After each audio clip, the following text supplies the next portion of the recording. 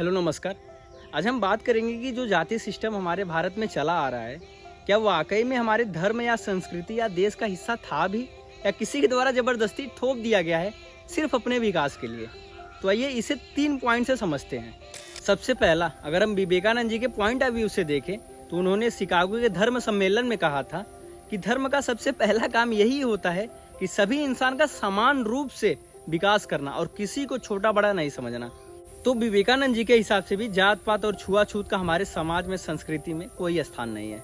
दूसरा, अगर हम महाभारत में देखें तो श्री कृष्ण अर्जुन से यही कहते हैं कि इंसान अपने जन्म से छोटा बड़ा ऊंच नीच नहीं होता है, इंसान अपने कर्म के द्वारा छोटा बड़ा या ऊंच नीच होता है। तो श्री कृष्ण के हिसाब से भी हमारे समाज का जो जाति सिस्टम है जन्म के द्वारा, उसे सीधे सीधे नकारा गया है। श्री कृष्ण के हिसाब से इंसान का छोटा या बड़ा होना उसके कर्म के ऊपर डिपेंड करता है, न कि जात के ऊपर।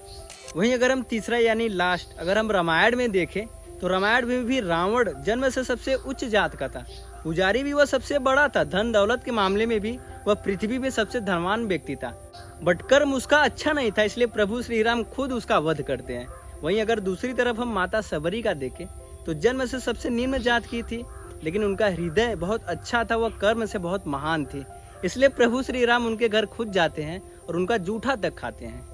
तो प्रभु श्री राम, श्री कृष्ण और विवेकानंद जी के हिसाब से भी जाति का कोई महत्व नहीं है हमारे समाज में। समाज में सिर्फ इंसान के कर्म का महत्व होता है, और हमें लगता है कि जातिवाद समाज में सिर्फ इसलिए लाया गया कि हम आपस में बढ़ते रहे और हमारा विकास ना हो सके, और जातिवाद पे जो हमें बांट रहा है सिर्फ उसका ही विकास हो सके। तो हमें इस बात को समझना होगा। धन्यवाद।